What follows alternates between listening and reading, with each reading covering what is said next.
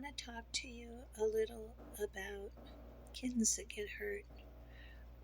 You all know Epsilon. Epsilon was such a dear kitten, always there to be petted, always in a chair by the door, never running in the street. And his brothers would always run out in the street. Well, some tree cutters cut trees next door, and cats cannot um, resist. So some tree cutters cut some trees next door to their rescue, and cats cannot resist, like the branches and the trees, because it's like hiding places and stuff.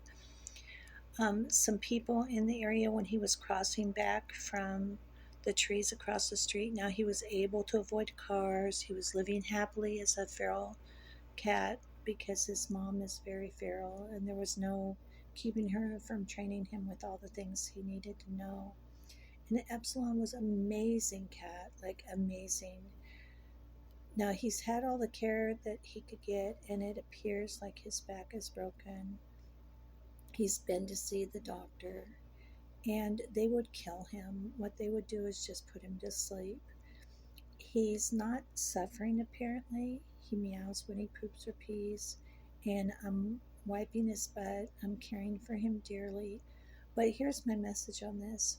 You see how he is right now. When he first got hit by the car, it appeared like he was in a lot of panic and agony and whatever. The people who hit him just, I was driving up the street behind on the way to the rescue, and I saw a car grab something that looked like a bag and throw it on the side of the road, and it was Epsilon.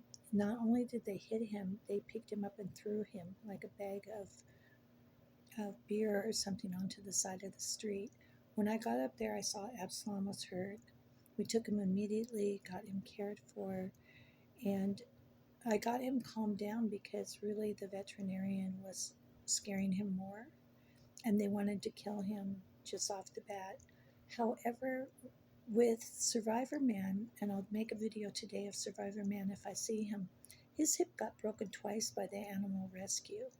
And the animal rescue, with compassion in its name, broke his hip twice when they tried to cage him. The first time they broke his hip, and he was totally 100% feral. And then they broke his hip again. Um, the second time they took him, they fixed him, and they broke his hip again. It was sticking straight out to the side, like his hip was 100% severed. And he survived. Now, I'm afraid that with Epsilon, it's his spine. I don't know if it will heal. I don't know if he'll walk again, but one of his legs does move. And this is my thing. If you have the heart to do it, don't let the rescue just kill them immediately. I mean, the veterinarian kill them immediately. See if you can take them home and see if they recover, because Survivorman is 100% recovered. Epsilon is being so good here. He's being quiet. He's being patient. When he poo-poos or pees, he meows, and I change him. He spilled his water this morning on himself, and I had to clean it all up. But he's being a really good boy, and he has a good spirit. And this is what I want to say, is cats have a spirit just like you and I do. So if you have it in your heart not to have them killed by the veterinarian the minute they have a broken leg, I mean, because Survivorman's leg was broken at the hip, sticking straight out the side. I was horrified when I saw what the animal rescue did to him, because the first time they did it, they just broke it and left him there. And I saw him with his leg sticking straight out. It was crazy.